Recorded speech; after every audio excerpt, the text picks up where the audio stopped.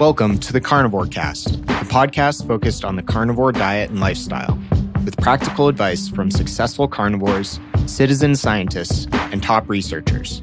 I'm your host, Scott Meslinski, and I'm here to speak with experts and experienced carnivores to get answers to your biggest and meatiest questions while helping you live your best life as a carnivore. If you enjoy the show, please consider supporting the Carnivore Cast on Patreon. By becoming a patron, you'll help us reach more people and continue to create content on carnivore. There are also exclusive perks available, such as private Q&As, consultations with me, and more. Become a supporter at patreon.com/carnivorecast. Check the episode description for the link. Thank you, and I'll see you there. Lloyd is a MeatRx coach, down 116 pounds on LCHF, low carb, high fat, and carnivore, and survivor of decades of major depression and anxiety. But thanks to almost 3 years on a strict carnivore diet, that is no more.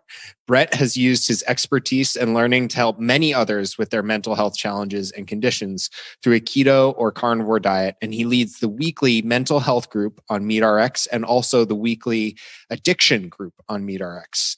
My first episode with Brett was one of my favorites, if not my favorite of all time. You should definitely go check that out. I'll have a link to that in the show notes. But welcome back, Brett. Thrilled to be talking to you again today. Thanks so much, Scott. It's such a thrill to be speaking with you again. And you know, as I mentioned earlier before we started, that first opportunity to speak and share my story has turned into a blessing and a series of wonderful things that I'm still gobsmacked by when I think about it. Because just 6 years ago, I was severely, chronically mentally ill and could barely carry on a conversation with my wife, who I adored, let alone talk about something like this. And it's just been a great blessing. And I look forward to putting out some good today with you. Yeah, thank you. Well, that's fantastic. And you're very inspiring to me, Brett. And so for folks who aren't familiar, again, you should definitely listen to part one. Excellent interview with you. But tell us about your story. Familiarize folks with your background and how you got to where you are today. Okay, the Reader's Digest version. I grew up in the standard American diet home. We had a big vegetable garden, fresh vegetables year round, always plenty of meat. And out of the four of us, my sister suffers from ulcerative colitis, IBS. My mom suffered a lot of autoimmune issues with her skin, et cetera. And my dad survived prostate cancer, but passed away a year ago this coming April from end-stage renal disease after 24 years of type 2 diabetes that he was never told was reversible. And I suffered from over 40 years of chronic depression, anxiety, and insomnia. I worked in the mental health field in my 20s and was oblivious to the fact that I was getting sicker. And till my illness got to the point where that career was trashed. Fast forward to January 2015, I weighed 289 pounds. I'd been taking psych meds for over 20 years as prescribed. And the last psychiatrist I'll ever have, not named Georgia Eade, said, you should seriously consider electroshock therapy or long-term hospitalization. No, was my answer to both of those. And a dear friend of mine recommended medical marijuana to me, which at that point we were like, what do we have to lose? And I found out that cannabis successfully treated my symptoms, but it didn't heal me. So my quality of life improved, but I was still Captain Crazy. In May, I was told about this guy named Dr. Jordan Peterson by a close friend, said, you should go watch every video he's ever made. It became a habit because I became a fan of this man who talks about honesty and personal responsibility the way he does. And through that, I learned about this crazy meat and water diet. And he's talking about how his daughter figured out that if she just ate beef, salt, and water, her arthritis symptoms were resolved and her severe depression went away. And if it's anybody but Dr. Jordan Peterson saying this, I'm probably thinking, that's nuts. And I've moved on to something else. And you and I have never had a conversation. But thankfully, it's Dr. Peterson. I followed suit. That led me to Dr. Sean Baker, who we all know and love dearly. Again, a man of great integrity, telling me that you can eat meat and drink water and heal your body. Followed by a talk by Amber O'Hearn in 2017 at Keto Fest that described in a way this guitar player can understand. I'm not a nutrition expert. I'm just a guy. But she explained it in a way that we literally came down out of the trees as a species eating meat. And there was enough pieces of the puzzle for me to put together to say, I need to try this. So July 16th, 2018, I started eating animal protein and fat. And I have done so. Today is my 950th day of living this way. The 24th day into the experience, I taken a morning walk, and Scott, it's still a beautiful thing to remember. My depression symptoms went away. It was like somebody flipped a switch, and here they are, and now they're gone. And what replaced them was this beautiful waterfall of joy and happiness that hasn't left me for a single moment since that day. And 5 months into carnivore, the anxiety symptoms were resolved. And over a 10-month period, the insomnia nightmare came to a wonderful ending. I have been completely and totally symptom-free since of everything. The depression went away August 9th of 2018. The anxiety went away in December, around about a week or two before our first conversation, in fact. Yeah. And the insomnia was fully resolved by February of 2019. Every aspect of my life has been immensely improved by living this way. And just a little side note, my wife's a month behind me in carnivore. She's been a guest on this wonderful podcast. She healed herself of osteoarthritis in her shoulders. And she no longer had to suffer the nightmare of being married to a crazy man. So it's just been a real blessing from head to toe. There's not been a moment of downside since I adopted this way of eating. So that's the short version. That's phenomenal. I love hearing it every time. And you just made my day, Brett. I have a huge smile on my face thanks to you.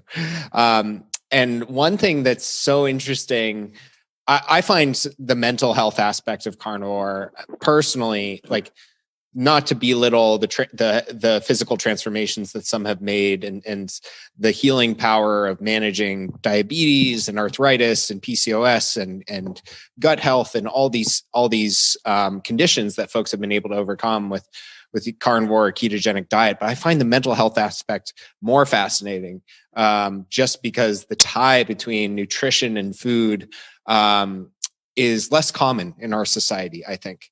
And so I'm curious, why do you think diet can impact and improve mental health so much? And why do you think you've seen that so much? Well, speaking as a musician who's still not a nutrition expert, and I don't talk outside of my experience because then I sound like a guitar player trying to talk science when he has no business doing so. But it feels to me like the issue was removing the inflammatory items from what I was eating, which was a lot of carbs, a lot of sugar, a lot of garbage. Not much in the way of human absorbable nutrition. And it just inflamed my brain. I used to suffer I haven't had a headache, Scott, since July of 2018. I used to suffer from headaches. I don't know how many pounds of ibuprofen and over-the-counter Tylenol I took over the years. But it was incredible. My head always hurt. It's all gone. And I believe it's directly related to the absence of inflammation, the absence of inflammatory materials in my diet. I have honestly only eaten meat and drank water. There's nothing inflammatory coming into my body, and my body is able to process that. And as the inflammation comes down, the clarity of thought improved. The symptoms went away. It's been just a real joy. And I'll tell you what, if you've never been mentally ill, that's wonderful. But everybody who hears me, who is suffering from mental illness, I'm here to tell you, the reward is worth everything it takes to get it in your hands, because sanity is awesome. It is truly a joy.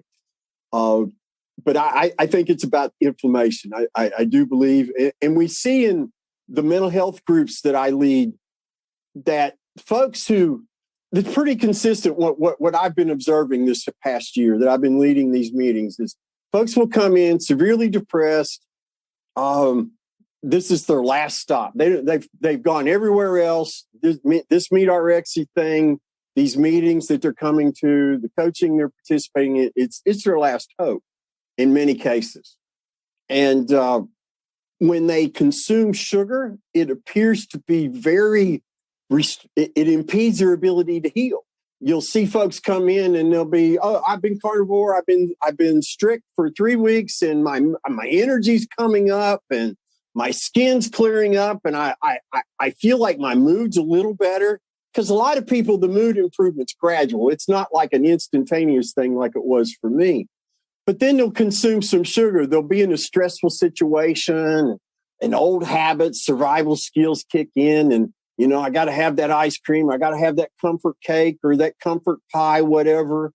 And then they come back to the next meeting and they look like a bulldozer ran over them because they haven't had any sleep, and their mood is just garbage again.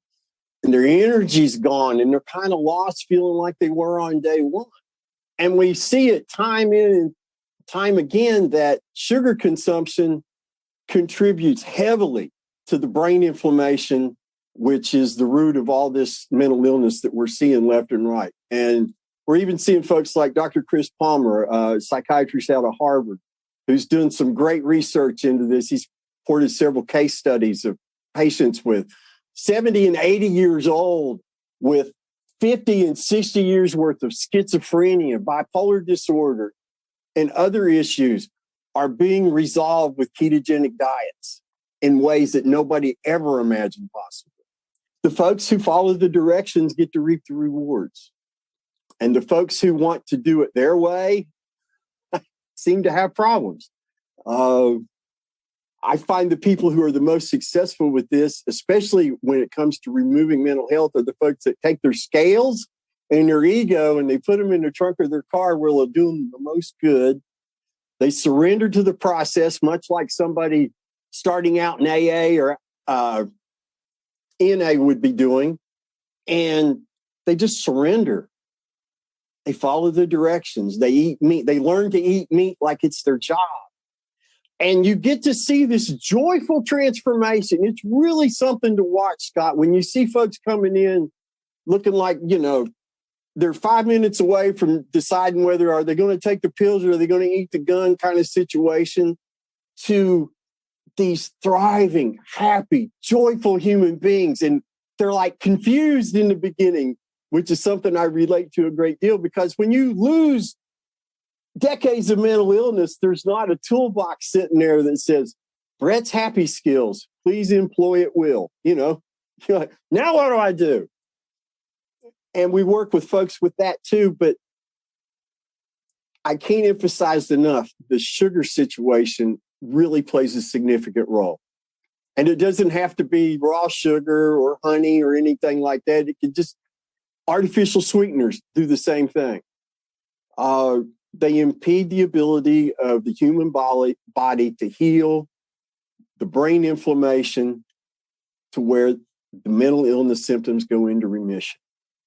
And that's why there's discussion about the issue of honey. And I want to touch on that briefly. And this is purely based on what I see in our groups. I genuinely don't care what anybody eats. I'm not now, nor will I ever be a member of the carnivore police. I couldn't think of a worse job in the world to want to take on. And I genuinely don't care what's on somebody else's plate. And if you want to eat honey, it's, feel free. You're the one who gets to choose what goes into your mouth, nobody else. But if you want to heal from mental illness, specifically, it's not going to help you succeed. And so for somebody like me, a spoonful of honey would have me in a locked psych unit before the sun went down. And I know this because 6 weeks into my carnivore experience, Scott, I don't know anything. I don't know that I shouldn't, or I don't really understand the damage that just any kind of sweet taste could do to me. I'm happy. I'm not depressed anymore. We go in this store and there's this little tin of mints. It says 0 carb on it in big letters, no sugar in other letters. And I'm like, hey, that's me. I'm 0 carb, no sugar. I look at it and there's nothing there to indicate something I shouldn't eat. And these mints, Scott, are like the size of half of a dime. They're just little things. And I put one in my mouth because I was an Altoids addict for decades. Because that's what I took. What I did to counter the dry mouth from all the psych meds was eat mints. Plus my sugar addiction told me that was a good idea. But that one mint, from the cash register to the car, my behavior deteriorated. And before my wife drove us out of the parking lot, I adore this woman. She put up with me through decades of living hell because I was so crazy. She's wonderful, and our life is so special now. But then she said, you're not being very nice to me. And that opened both our eyes, and we realized something wasn't right. And she did some studying, and we found out the flavoring was xylitol, which is a sugar-based alcohol. Just that one little mint. And I became unable to accurately perceive my environment. I've seen it happen in so many people. I've been doing really good, Brett. I've been staying good with my eating, but I'm still having a little stevia in my coffee in the morning. Well, what's your mood been like? Not so good. I'm sorry, you can't do that. You can't get to this place that you want to get to and consume anything that has sweet taste. And what we've learned is even the artificial sweeteners, they perpetuate the sugar addiction. They keep those same inflammatory processes within the body alive and going. You got to get rid of it if you want to heal. And that's really challenging for a lot of people because, as you know, Scott, we were programmed for decades. This is okay. That protein bar that's really 90% sugar is healthy for you. And grapes are healthy and fruit is good for us. And blah, blah, blah, blah, blah. And it's just not going to work for the human body if you want to lose your mental illness symptoms.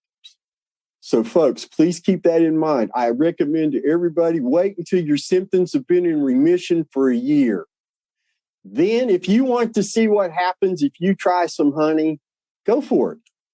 But give yourself the greatest opportunity for permanent success, please, because you deserve no less. Hope that made sense. A lot of people ask me about how to make liver more tasteful and how to cook it or incorporate other organ meats on carnivore.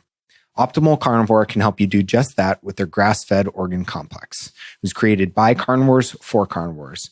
They start by sourcing 100% grass-fed organ meats from New Zealand, gently freeze-drying the organs and encapsulating them into convenient bovine gelatin capsules. Just 6 of these capsules a day is the same as eating an ounce of raw organ meat. I personally take these every single day, as does my wife. Even though we both eat liver and other organ meats, our ancestors would have eaten the whole animal. And this unique blend has 9 different organs, including beef liver, brain, thymus, kidney, spleen, etc. And I think it's great to get a daily dose of these organs when you can. So it covers all your bases, whether you're at home or traveling. What's also cool is they plant a tree for every product sold, which helps the environment.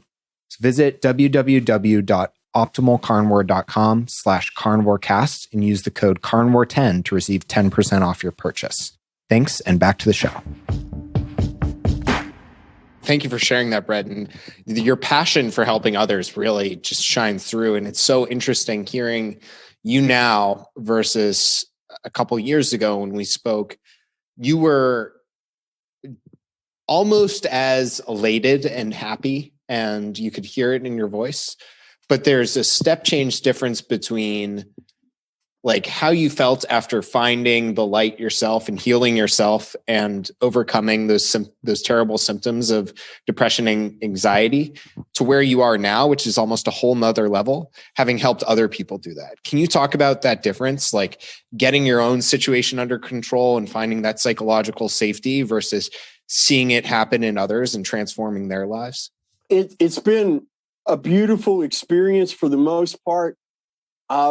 what I recognized, I again, I have to mention Dr. Peterson, because he speaks in one of his talks about, in order to make change within ourselves, we have to be willing to be honest with ourselves. And humans don't like to be honest with themselves. We're great at rationalizing, yeah, I did a dumb thing there, or I did something self-destructive or, self-sabotaging, but I had good reasons. It wasn't, we don't like to take responsibility for those things.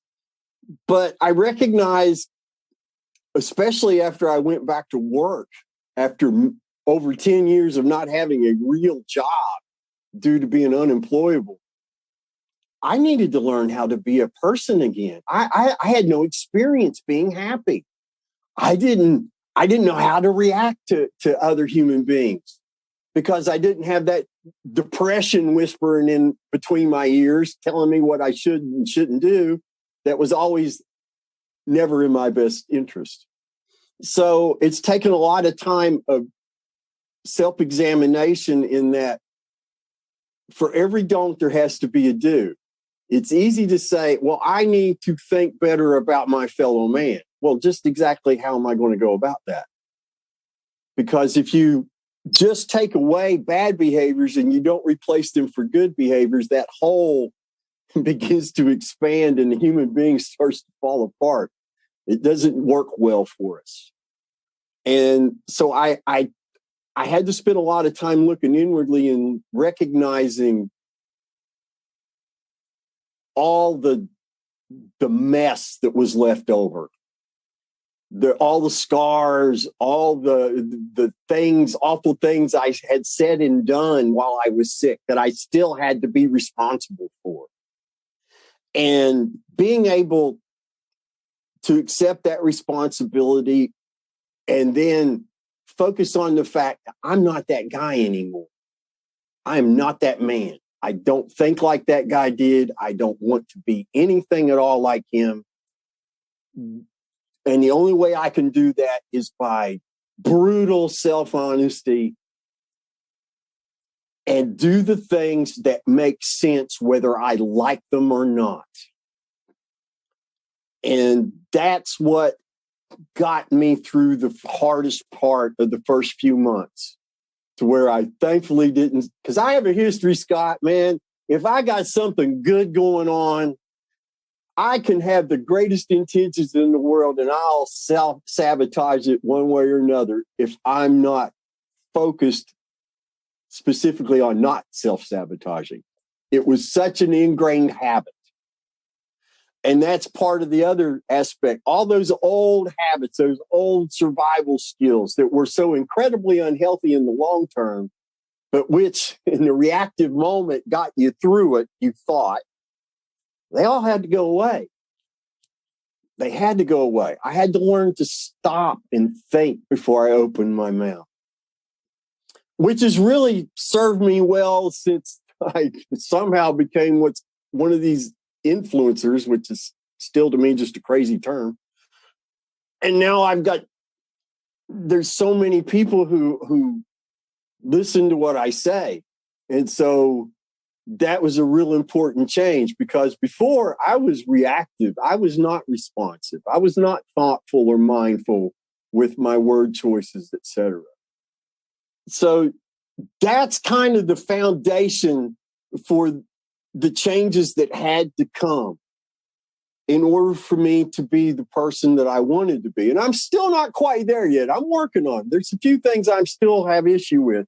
One of the most interesting things that I had to deal with, Scott, was, when your mind is so used to saying bad things or talking negatively. I wrote somebody in the community a message that great intentions, no ill will in my heart whatsoever. I wrote it out, said what I thought I needed to say, and sent it. I didn't proofread it. Then I got a response back that I wasn't quite expecting. And then I reread my original message. It was abrasive. It was rude. It was everything I would never want that message to be to that person I immensely respect. And I'm like, whoa, Look at all the ways I was sabotaging myself that I was so unaware of. I could go on and on and on. What really it means in the long term for folks listening to this discussion and starting the carnivore way of eating, whatever stage of it you're at, you'll learn things about yourself you never knew were possible when your brain's not inflamed, when there's not those blinders on that keep you from seeing what's right there in front of your nose. And it takes no effort. You just have to be willing to be honest about it. Yeah. I hope that makes sense. Yeah, no, that's really powerful. And I've definitely experienced that to a degree, but I can imagine it's even stronger for someone like you coming from a place of such a difficult mental situation. And to that point, Brett, you've talked about this a bit, but how has this way of eating just help life challenges and situations become more manageable? Can you talk a little bit about that? It's been truly probably one of the greatest blessings of the whole thing is this way of eating does not make you bulletproof. We don't become immortal. The car still breaks down, needs repairs. There might not be money to fix it right then. What are we going to do? All of life's issues for me, and also I could say confidently without fear of being slapped in the face later, my wife, it's made it all easier because it's not about, oh my gosh, this is so awful, which was always the focus before. Oh, this is terrible. What are we going to do? Oh, I can't figure it out. It's so hard. Now it's not hard at all to figure out. It just requires honesty. This is the crappy situation that I brought about on my own for X, Y, and Z reasons. And now the bill has come due. Let's pay this bill. Let's take care of it. We're going to do it responsibly. And my wife and I find that when I was sick, she had to deal with everything. I couldn't deal with anything. I mean, it wasn't even safe to let me call the doctor because who knows what I might say. I might chew out the receptionist who had done nothing wrong. It just wasn't safe to let me go pay bills. But now we're so in sync, instead of being just on the same page, we're like in the same paragraph. And I still use her as a sounding board once in a while to make sure I'm not misinterpreting something. But that's been a great asset. But 2020, which was hard on everybody, my 2020 story is not, oh, woe is me. Because, for all the things that happened to me in 2020, it was an incredibly beautiful year. It really was. But I had to deal with a lot of hard things. My dad had been very sick for a long time with type 2 diabetes. He suffered from horrible dementia his last couple of years of his life. And I got a phone call 2 days before COVID, lockdown, everybody panic, hysteria. Brett, I need you to come help me take care of your father. We're going to put him in home hospice. And so I got to fly up in the airplanes with only 4 people on it and everybody afraid, et cetera. And I got to help take care of my dad his last 3 weeks of his life. And I'd been intellectually preparing for this for a long time because he'd been so horribly ill. But I was not prepared. I wish at times I could have videoed what I was seeing for the purpose of letting people know, if you want to continue managing your type 2 diabetes, this is what you have to look forward to. But I couldn't figure a way to do that and still maintain Dad's dignity. I saw a lot of beautiful things then. I saw family love professed in ways I'd never thought possible before. And without the carnivore way of eating, I would never have been able to appreciate them fully. And it was sad, but it wasn't depression, and at the end of it, my father passed away at 4:22 on the morning of April 5th. And I'll never forget it. We're in a routine by now. You're used to that laborious breathing and the loud noises, and you're used to all this stuff. And I'm making bacon, fixing my breakfast, and my mom comes in to tell me something, and then all of a sudden it's deathly quiet because he's passed. And that was sad, but it wasn't depression. And I remember getting on the plane to fly back later that day to Florida. And it dawned on me, he's not suffering anymore. That's a good thing. Our family's not suffering anymore watching him suffer. That's another good thing. I'm going to get to sit in my chair tonight and talk to my wife after not seeing her for 3 weeks. That's a really good thing. It was sad that my father passed away that day, but it was a good day. And without carnivore, I would never have been able to have endured that awful experience and felt that way at the end of the day.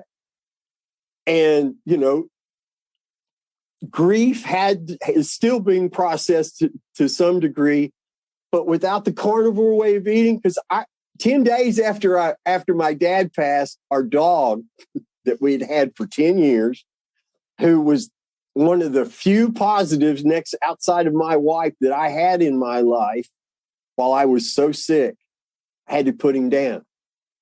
And that was probably harder because my dad never been to our home here in Florida. You know, there's a few pictures of dad here and there, but it's not like there's no real evidence because he's never been here. There's going to be blacky hair in this house for the next 10 years before we get rid of it all. It was everywhere. And that grief came on at 1,000%. And there was about 20 seconds there. I'll never forget. There was about 20 seconds one morning where I'm like, you know, this is how grief breaks people, because it was so horrible. But I'm like, I can't do this.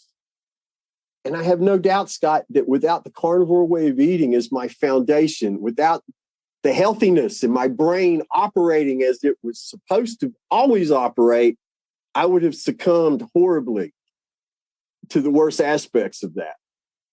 But I was able to navigate. I was able to process in a healthy manner these feelings of grief and loss. And it's also helped me find, I'm not a glass half empty kind of guy anymore, my friend.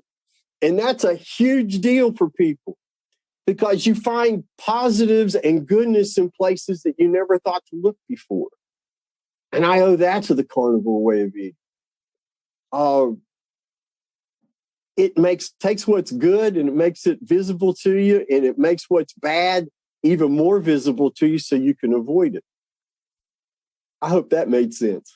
I feel like I'm talking a lot. I hope I'm making sense. No, you're making a ton of sense. No. Everything you're saying makes a lot of sense. I'm trying to make space for it because you're sharing such awesome wisdom, and your experience, I think, speaks volumes. It's really powerful. And Brett, one thing I wanted to ask you about, you're a man of faith, right?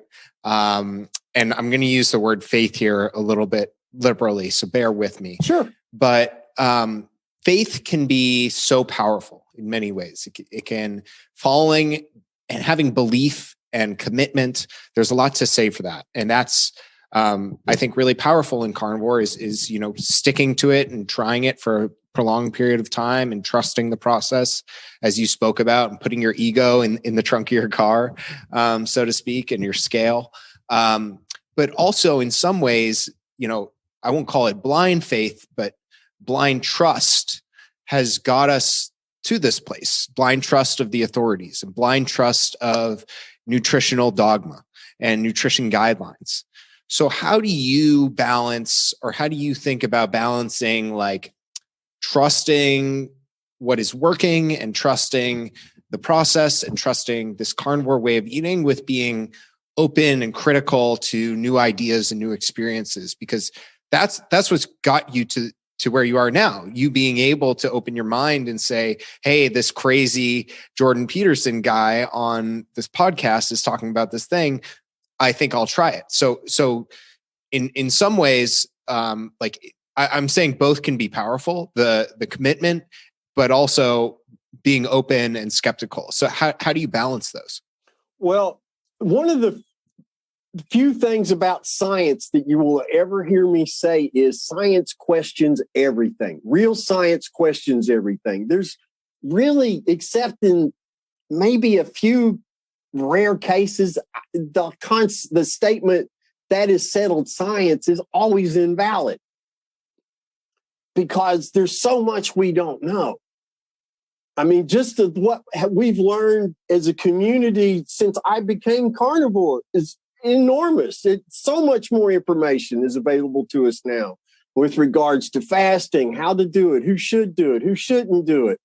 All these sorts of things that when I jumped on the carnivore train, nobody was talking about. The issues with the gut microbiome, and there's all this talk and there's this hopefulness we're going to learn, but a lot of that's still just theory. We don't know because there's not been the studies done to give us the information that we're seeking. With that said, I focus on results. If it works, I don't care where the idea came from. You know, I don't care. I don't, you know, and the issue of dogma always cracks me up, Scott, because what do human beings do that complain about dogma most? They want to replace the dogma they're complaining about with their own. And so it just becomes this circle of your dogma's bad, my dogma's good. And we waste a lot of time and don't progress. So I stay focused on what works. And I started with what works for me because I got to take care of me first. I can't help anybody else if I'm not taking care of me. But I also had to recognize I am lucky. Not everybody has an easy time. I had a breeze of a time compared to most folks, especially through the first 6 months. And I attribute that to the fact that I had been low carb for so long before I started. I didn't have to undergo that major adaptation change that a lot of people do. That is such a struggle. And then once I realized that, that really opened my mind to the fact I got people asking me questions. I need to learn how to answer them. And I need to learn how to answer them in a way that's going to be beneficial and truthful and not just an opinion. I need to have seen the results. I don't just tell people, well, do this because Dr. Sean Baker says that's what we ought to do. No, I don't do that. I mean, I'm a huge admirer of Dr. Baker, and I trust him implicitly. I'd let him babysit my kids and not think a thing about it. That's how much I trust him. But I'm not a doctor. I can't articulate medical terms and sound convincing. So I have to keep it from my experience. And people seem to relate to that. But the minute I start trying to talk about gluconeogenesis, I sound like a guitar player talking about gluconeogenesis. And I hope that this explains it all together. What works matters more than any idea. And to find out what works, something might work better. And I tell people all the time, my goal in coaching is to help you become as happy as I am. And if you can be happier than me, great, because then you can teach me how you did it. And that's kind of the attitude I take into this. I don't care about staying in the lane or no, you're not doing that quite right. There were 3 grams of spices on your plate this week, and that just, it's all over. You know, I don't waste my time on that. People come to me because they're desperate. They've been suffering for so long. I'm not going to waste their time. I want them to get well as fast as possible. And the way to do that is only eat when you're hungry. When you're hungry, only eat meat till you're not another bite full.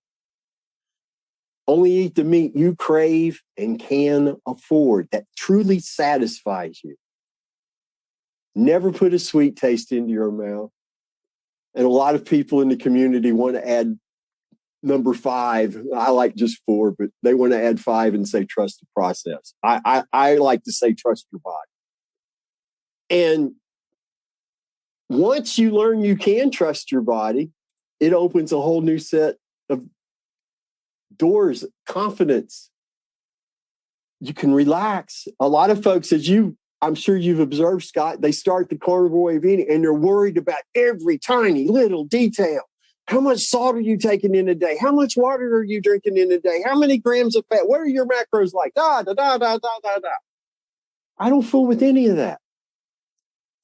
And I encourage them not to do that unless they're the obsessive compulsive type that'll lose their mind if they don't. And there are a few of those that need to do that or they will go crazy. It's just what works. I didn't create those directions. Charles Washington and that group of people kind of put those together through their experiences. And they're all, they've been doing this 10 years and more. That's how I avoid all the trappings that human, you want to be in my club, well, you got to do it this way. I've stayed clear of all that, and that's how. Yeah, well, sounds like a very mindful and conscientious balance. And I can tell you've refined your approach through your experience and through your very successful coaching of others. I think people don't get results unless they have someone like you who is open-minded and who's coming up with an adaptive, flexible, but effective approach at the same time. And striking that balance can be really tough. Brett, this has been fantastic. It's so great to hear from you again. You shared so much wisdom, and I think folks will love this. Again, please go back and listen to the first episode with Brett. I think this and that one will pair very well together. Where can folks find out more about you? What are you looking forward to? And I'll, of course, have links to everything in the show notes. Well, on a non-meat related aspect of my life, when my depression symptoms left, my muse, my songwriting, my need to create and make music left with it. And for 2 years, I didn't touch an instrument or anything. There was just no there. The well was dry and gone. But halfway through 2020, I suddenly found the desire to pick up a guitar and start writing and recording return. And it's been a wonderful experience because when I was sick, I survived by music was like the only thing I could cling to and get any pleasure from at all in my life. And so I clung, it was life or death.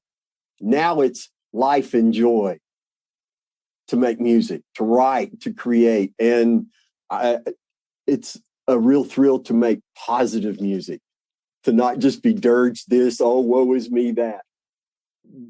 People can find me at Instagram at thankful.carnivore.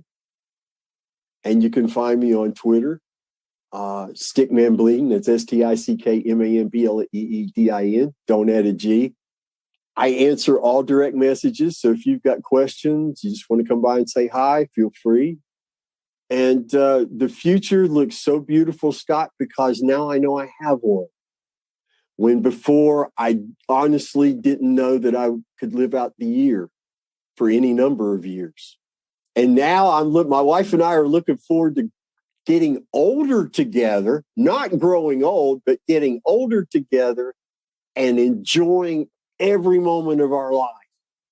Because I'm not crazy. She's not in pain anymore. We are one person together and loving every minute of our lives. And I want to help tell as many human beings as I can. You're not broken. You're not a genetic mistake. Your mom and dad didn't mess up. You were just taught to consume the wrong inflammatory nonsense. I don't even like to call it food. You were told to eat things that aren't good for you. And that doesn't have to continue. That's fantastic. Thank you, Brett. I think that's a great way to end it. Really appreciate you coming on today, like I said, and I look forward to sharing this with people. I think they're going to love it. Thank you so much, Scott. It's been a real joy to talk with you again. And in 2 years, we'll do it again, brother. Sooner, I hope. All righty. If you enjoy the show, please consider supporting the Carnivore Cast on Patreon. By becoming a patron, you'll help us reach more people and continue to create content on Carnivore. There are also exclusive perks available, such as private Q&As, consultations with me, and more. Become a supporter at patreon.com/carnivorecast. Check the episode description for the link. Thank you, and I'll see you there. Thank you for listening to this episode of the Carnivore Cast. If you enjoyed this episode, please review on iTunes. It really helps us out. And share it with a friend. What questions would you like answered, or who would you like to hear from in the carnivore research community? You can find me on Twitter, Instagram, and Facebook at CarnivoreCast, or go to carnivorecast.com. You can also email me at info@carnivorecast.com. I'd love to hear from you. Until next time, keep it carnivore.